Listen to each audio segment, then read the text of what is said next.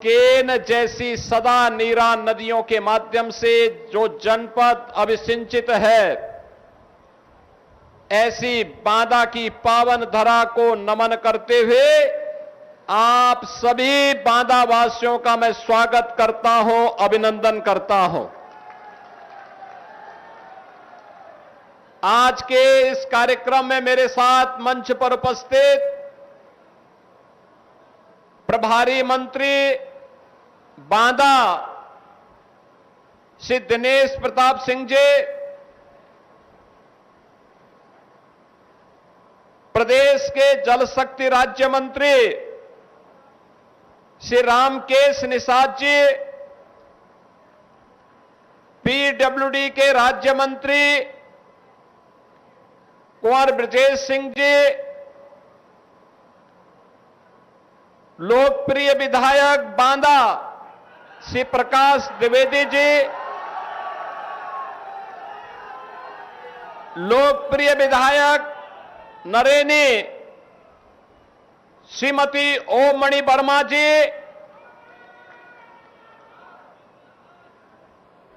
जिला पंचायत अध्यक्ष श्री सुनील सिंह पटेल जी, विधान परिषद सदस्य श्री बाबूलाल तिवारी जी, विधान परिषद सदस्य जितेंद्र सिंह सेंगर जी, क्षेत्रीय अध्यक्ष भारतीय जनता पार्टी श्री रामकिशोर साहू जी, भारतीय जनता पार्टी के जिलाध्यक्ष श्री कल्लू सिंह राजपूत जी, नगर पालिका परिषद के अध्यक्ष श्रीमती मालती बासु जी, पूर्व सांसद श्री आर.के. सिंह पटेल जी, अजय सिंह पटेल जी, भारी संख्या में उपस्थित बांदा, बबेरू और जनपद बांदा से जुड़ी हुई सभी विधानसभाओं के मेरे बहन और भाइयों, आज मुझे बांदा और बबेरू विधानसभा क्षेत्र के 229 परियोजनाओं के लोकार्पण और शिलान्यास के लिए संतों, ऋषियों और भारत के वीरों और वीरांगनाओं की इस पावन धरा में आने का अवसर प्राप्त हुआ है। इस अवसर पर हमारे जनप्रतिनिधियों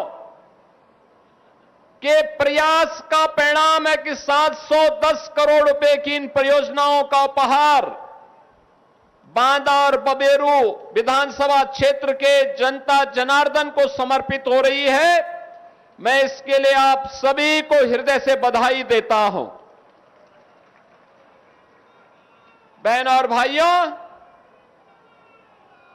आज जब मैं बुंदेलखंड आता हूं और बुंदेलखंड की प्रगति को देखता हूं, अंतःकरण से प्रसन्नता की अनुभूति होती है। मुझे अंतःकरण से प्रसन्नता होती है। मुझे याद है, आज से 9-9.5 वर्ष पहले जब मैं पहली बार बुंदेलखंड आया था और बुंदेलखंड की स्थिति को मैं देखा था, मुख्यमंत्री बनने के बाद आदरणीय प्रधानमंत्री जी ने भी मुझे कहा था कि आप जब बुंदेलखंड के दौरे पे जाएंगे तो पहला दौरा प्रयास होना चाहिए कि बुंदेलखंड का हो और बुंदेलखंड के लिए कुछ किया जाना चाहिए। बहन और भाइयों, तब मैं सोचता था क्या होगा, क्योंकि बुंदेलखंड के पीछे यहां का पिछड़ापन यहां के पलायन का कारण बना था। यहां के नाम पर पिछड़ापन इसका पर्याय था। पलायन और प्यास बुंदेलखंड की पहचान बन गई थी।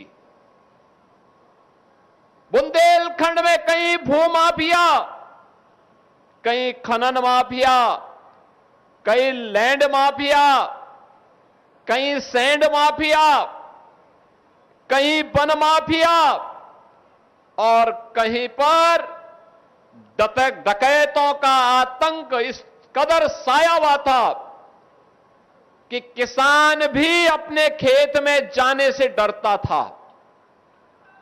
बहनों और भाइयों, ये पाठा का क्षेत्र डकैतों के फिरौती और वसूली का माध्यम बन गया था। न कनेक्टिविटी थी, न पेयजल की सुविधा थी, न सिंचाई की सुविधाएं हो पाई थी, न नौकरी थी, न रोजगार था, न सुरक्षा की कोई बेहतर व्यवस्था थी। थाने में एफआईआर भी नहीं होती थी। नौजवान प्लान कर रहा था, अन्नदाता किसान आत्महत्या कर रहा था, व्यापारी भय के साए में जी रहा था, बेटी असुरक्षित थी और वह बुंदेलखंड अपने अस्तित्व के लिए जूझ रहा था। बहनों और भाइयों, प्रधानमंत्री मोदी जी के देश के बागडोर संभालने के बाद आशा की किरण जगी और जब प्रधानमंत्री मोदी जी के आह्वान पर बुंदेलखंड वासियों ने, प्रदेश वासियों ने 2017 में उत्तर प्रदेश में डबल इंजन की सरकार बनाई, आज मुझे आकर के अच्छा लगता है। अब बुंदेलखंड बेहतरीन कनेक्टिविटी से जुड़ा हुआ है।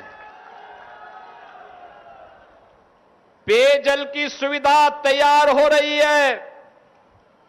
हर खेत को पानी की सुविधा प्रदान करने की कार्रवाई आगे बढ़ रही है। अब जब सरकारी नौकरी के विज्ञापन निकलते हैं और फिर नियुक्ति की प्रक्रिया पूरी होती है, तो नियुक्ति पत्र वितरण करते समय मैं देखता हूं कि हमारे बांदा के नौजवान भी नियुक्ति पत्र प्राप्त करते हैं। जो कभी सपना था, आज वह साकार हो रहा है। उस सपने को साकार किया है डबल इंजन की इस भारतीय जनता पार्टी की सरकार ने।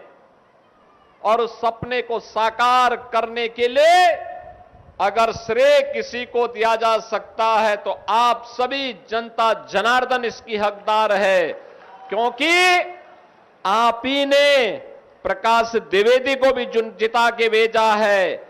आप ही ने रामकेश निषाद को चुनाव जिता करके भेजा है। आप ही ने श्रीमती ओम मणि वर्मा को चुनाव जिता करके भेजा है। और जब ये लोग आपकी पैरोकारी करते हैं, योजनाओं को लेके आते हैं, अपनी विधानसभा के विकास के लिए रुचि लेते हैं, तो वह विकास का कार्य भी होता है, सुरक्षा भी मिलती है, बुंदेलखंड डकैतों से मुक्त भी होता है, माफिया मुक्त, कर्फ्यू मुक्त, उपद्रव से मुक्त, और विकास की नई नई योजनाएं बुंदेलखंड में अंदर आती हुई दिखाई देती है। बहनों और भाइयों, आज बुंदेलखंड में क्या नहीं है? आज सब कुछ है। महारानी दुर्गावती के नाम पे मेडिकल कॉलेज भी काम कर रहा है, कृषि विश्वविद्यालय कार्य कर रहा है, इंजीनियरिंग कॉलेज भी कार्य कर रहा है, पॉलिटेक्निक का शिलान्यास भी हो रहा है और उद्घाटन भी हो रहा है। कनेक्टिविटी के लिए बेहतरीन सुविधा उपलब्ध करवाने के लिए तमाम परियोजनाओं का शिलान्यास और उद्घाटन का कार्य भी आज यहां पे होने जा रहा है। ये तभी संभव है जब अच्छे जनप्रतिनिधि चुने जाते हैं, अच्छे लोग चुने जाते हैं। अगर भूमाफिया और कोई डकैत चुनाव जीत करके जाएगा तो जीतने के बाद वह व्यापारी का तो अपहरण करेगा ही, सम्मानित लोगों की जमीनों पर भी कब्जा करेगा, गरीबों को भी उजाड़ेगा और साथ साथ जो शासन की योजना गरीबों के लिए है, किसानों के लिए है, नौजवानों के लिए है, उस पर भी शासन में बैठ करके डकैती डालने का काम करेगा। और यही तो होता था 2017 के पहले। 2017 के पहले उत्तर प्रदेश में यही होता था। जिसको जिम्मेदारी दी गई थी प्रदेश के रखवाली करने की, वही तो प्रदेश को लूटते थे। गरीब को अन्न नहीं मिलता था, गरीब को उज्ज्वला योजना का कनेक्शन नहीं मिलता था, गरीब के लिए आयुष्मान भारत की 5 लाख रुपए की स्वास्थ्य बीमा की सुविधा भी नहीं थी, गरीब के लिए आवास योजना भी नहीं थी। आवास योजना के लिए समाजवादी पार्टी का होना जरूरी माना गया था। बहनों और भाइयों, मोदी जी ने नारा दिया सबका साथ और सबके विकास का। आज बिना भेदभाव के योजनाओं का लाभ हर गांव को, हर गरीब को, हर किसान को, हर नौजवान को, हर बेटी को, हर व्यापारी को, हर बहन को उपलब्ध हो रहा है, बिना भेदभाव के मिल रहा है। हमारी सरकार एक डबल इंजन की सरकार है, भेदभाव नहीं करती, लेकिन तुष्टीकरण की नीति पर भी नहीं चलती है, उपद्रव पसंद नहीं करती है, गुंडागर्दी पसंद नहीं करती है, कर्फ्यू पसंद नहीं करती है, बेटी और व्यापारी की सुरक्षा पर सेंध लगाने वालों को चेतावनी भी देती है, और नहीं मानते हैं तो उनके लिए यमराज के घर जाने का रास्ता भी खोल देती है। बहनों और भाइयों, आज के 9 वर्ष पहले के बांदा में और आज के बांदा में कोई भी आएगा उसको अंतर दिखाई देगा। ये परिवर्तन इसी आधार पर देखने को मिलता है। मुझे पिछली बार जब आने का अवसर प्राप्त हुआ था, तब मैंने यहां पर कुछ प्रतिमाओं का लोकार्पण, अनावरण का कार्यक्रम संपन्न किया था। आज भी मुझे वीरांगना अवंतीबाई लोधी के एक भव्य और दिव्य प्रतिमा के अनावरण के कार्यक्रम को करने का अवसर प्राप्त हुआ है। बांदा के चौराहे, बांदा की सड़कें हर एक जनप्रतिनिधि को लालायित कर सकती है। व्यवस्थित सिटी डेवलपमेंट का प्लान अगर सिटी के लोग चाहेंगे अपने जनप्रतिनिधि के साथ मिलकर के, उसका मॉडल बनाया जा सकता है, और बांदा ने उस मॉडल को बनाने का प्रयास किया है। पार्क महापुरुषों के नाम पर कैसे समर्पित होते हैं, इसको तैयार करने का काम किया है। अपने वीरों और वीरांगनाओं को कैसे सम्मान दिया जाना चाहिए, ये बांदा कर रहा है। और कालिंजर का अजय दुर्ग तो हम सबको सदैव विजय पथ पर बढ़ने की प्रेरणा देता है। वान विराजमान नीलकंठ महादेव सदैव हम सबको आशीर्वाद प्रदान करते हैं। और इसीलिए तो मैं आज आप सबके बीच आया हूं आपसे कहने के लिए। बहनों और भाइयों, आज अगर भारत की इस विरासत को संरक्षित करने का कार्य हो पा रहा है तो इसलिए क्योंकि डबल इंजन की भारतीय जनता पार्टी की सरकार है। मैं कल रात्रि को चित्रकूट में था, मैं कल दोपहर के बाद चित्रकूट में आ गया था। वहां की योजनाओं के बारे में मैं बात कर रहा था। आज प्रातः काल मुझे भगवान कामदनाथ गिरी के पर्वत के भी परिक्रमा करने का सौभाग्य प्राप्त हुआ, और परिक्रमा करने के बाद फिर मैं यहां पर बांदा में आया हूं। बहनों और भाइयों, चित्रकूट और बुंदेलखंड की स्मृतियों में प्रभु श्री राम की स्मृतियां किस रूप में हैं, यहां के नौजवानों के मन में, यहां की बहनों और बेटियों के मन में, यहां के अन्नदाता किसानों के मन में प्रभु राम के प्रति श्रद्धा का यह भाव हम सबके लिए एक नई प्रेरणा होती है। हम सबके लिए एक प्रेरणा होती है। कुछ लोग हैं जो विरासत को अपमानित करते हैं। कुछ लोगों ने हिंदू परंपरा और सनातन को अपमानित करना, सनातन परंपरा को कोसना ही अपना जीवन का एकमात्र ध्येय बनाया है। वे लोग भारत को वैभवशाली और विकसित भारत के रूप में देखना पसंद नहीं करते। उन्हें अयोध्या में भगवान राम का भव्य मंदिर अच्छा नहीं लगता। उन्हें काशी में काशी विश्वनाथ धाम अच्छा नहीं लगता। उन्हें मिर्जापुर में मां विंध्यवासिनी का ये भव्य धाम अच्छा नहीं लगता। उन्हें चित्रकूट धाम के कार्यों के लिए और उसकी सजावट के लिए किए जाने वाले प्रयास अच्छे नहीं लगते, और उनको मंदिरों के सुंदरीकरण और विकास के लिए किए जाने वाले प्रयास भी अच्छे नहीं लगते। याद करिए, हम विरासत का संरक्षण करने के लिए जो पैसा आज हमारे जनप्रतिनिधिगण मंदिरों के सुंदरीकरण के कार्य के लिए प्रदान करते हैं, ये पैसा समाजवादी पार्टी, पैसा तो आपका, अंतर यही है, बीजेपी की सरकार आई तो अब पैसा मंदिरों के विकास के लिए, धामों के सुंदरीकरण में खर्च हो रहा है, और समाजवादी पार्टी के समय वही पैसा कब्रिस्तान की बाउंड्री वॉल के लिए चला जाता था। उनको कब्रिस्तान प्यारा है, इसलिए वे राम मंदिर और काशी विश्वनाथ धाम और मां विंध्यवासिनी धाम और नैमिषारण्य और चित्रकूट धाम के विकास का विरोध करते हैं। जनप्रतिनिधियों के द्वारा किए जाने वाले प्रयासों का विरोध करते हैं। जब यहां पर श्री प्रकाश द्विवेदी जी के द्वारा किए जाने वाले प्रयास को आगे बढ़ाने का कार्य होता है तो सपा और कांग्रेस इसको पचा नहीं पाती है। वे बोली बोलने लगते हैं। जब रामकेश निषाद के द्वारा तिंदवारी के विकास के लिए कार्य किया जाता है तो उनको अच्छा नहीं लगता है। जब श्रीमती ओम मणि वर्मा के द्वारा कालिंजर के किले और नीलकंठ महादेव के मंदिर के सुंदरीकरण की परियोजना को आगे बढ़ाया जाता है तो सपा और कांग्रेस के लोग अच्छा नहीं मानते।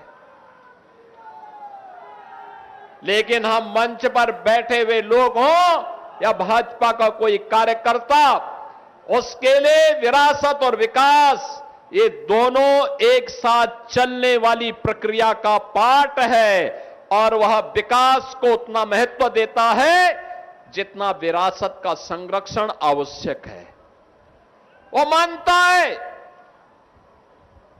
कि अपनी विरासत के प्रति कृतज्ञता ज्ञापित करके उसका संरक्षण करके ही हम विकास की इन योजनाओं को भावी पीढ़ी के लिए सुरक्षित कर पाएंगे।